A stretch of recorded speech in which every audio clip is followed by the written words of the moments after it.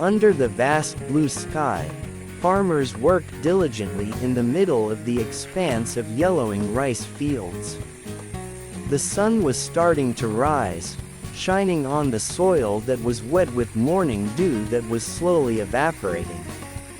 The morning atmosphere was filled with the hustle and bustle of activity in the rice fields, the sound of footsteps treading on the muddy ground, and the whisper of the wind creeping between the ripe rice stalks. The farmers, most of whom were women, looked so agile even with the traditional tools they used. In their hands, small, gleaming sickles cut the rice stalks with precision. With practiced movements, they cut one by one the stalks of rice that are ready to be harvested, bend their bodies slightly, then collect the cut stalks. They work together, forming small groups, giving each other space to move without getting in each other's way. Some sit on the ground, some stand upright, but all move in the same rhythm, following the work flow that has become a habit every year. From a distance, I could see a woman with a black veil on her head swinging a sickle skillfully, her rough but skillful hands cutting the rice stalks in one perfect motion. Beside her, a young girl, perhaps harvesting rice for the first time, looked a little more careful. Her face was full of concentration as her left hand carefully held the rice stalks, while her right hand swung the sickle towards the stalks to be cut. Every time the sickle touched the rice stalks, a small, crack, sound was heard, indicating the rice was cut perfectly. They work with very simple tools, scythes made from scrap metal and sacks used to store harvested rice.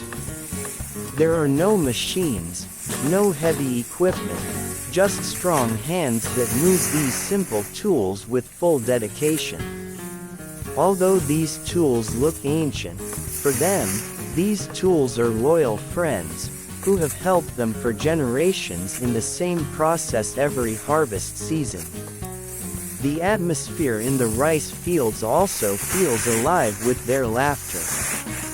An elderly woman, with a big smile on her face, said to a young man who had just joined them, "Come on, hurry up. Don't just stare blankly. If this rice could talk, she would have told us to harvest it faster." Everyone laughed. Even the young man who had previously looked hesitant laughed, nodding in agreement while speeding up his movements. Then, patiently, he stared at the rice in front of him, trying to imitate the movements of the senior farmers more carefully. On the other side, a young woman lifted a woven bamboo basket full of harvested rice.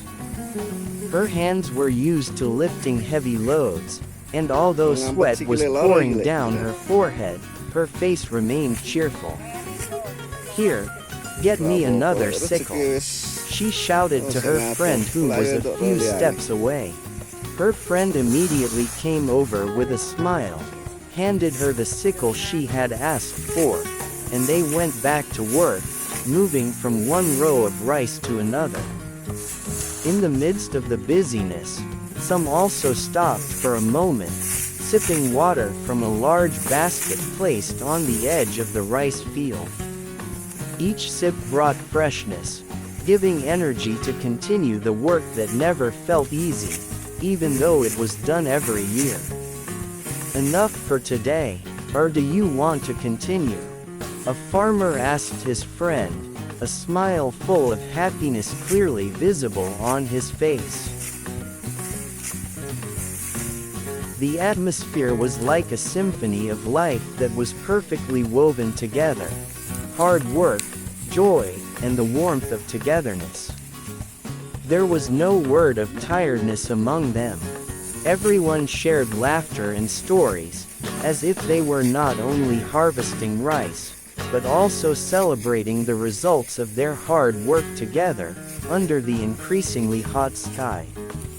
Occasionally, the sound of a rooster crowing from a distance or the sound of birds flying low above the rice fields added to the peaceful impression amidst this tireless hard work. The work of harvesting rice is indeed full of challenges, but for those who have long been dealing with rice fields and rice, it is an inseparable part of life. They not only collect the produce of the earth, but also collect beautiful memories that are woven into every hand movement, in every laughter and joke that accompanies each other. The traditional tools they use may seem simple, but in their skilled hands, the tools become symbols of their resilience and love for the land that gives life. I, who could only observe from afar, felt touched by the peace and happiness born from their hard work. So natural, so simple, but full of joy that flowed endlessly. Everything felt so alive in the middle of this vast rice field, under the increasingly hot sun, but no one felt tired. In fact, every laugh and chatter brought new energy, making the hot day full of joy and warmth.